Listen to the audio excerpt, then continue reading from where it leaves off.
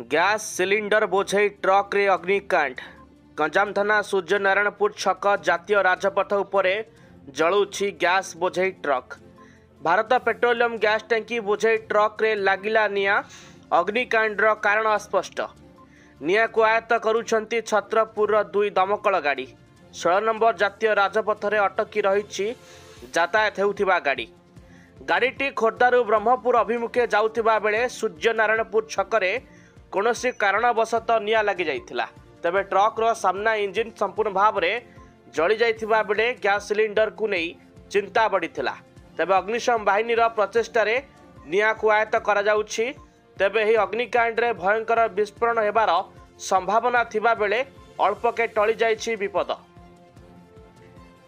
ପୁଣି ଥରେ ନଜର ପକାନ୍ତୁ ସେହି ବଡ଼ ଖବର ଉପରେ।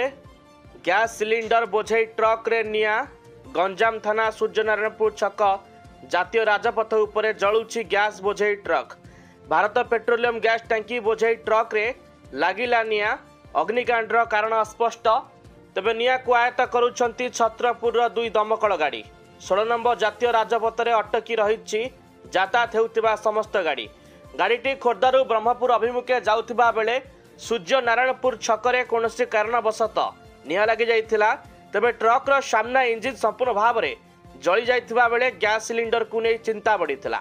ତେବେ ଅଗ୍ନିଶମ ବାହିନୀର ପ୍ରଚେଷ୍ଟାରେ ନିଆଁକୁ ଆୟତ୍ତ କରାଯାଇଛି। ତେବେ ଏହି ଅଗ୍ନିକାଣ୍ଡରେ ଭୟଙ୍କର ବିସ୍ଫୋରଣ ହେବାର ସମ୍ଭାବନା ଥିବା ବେଳେ ଅଳ୍ପକେ ଟଳିଯାଇଛି ମହାବିପଦ।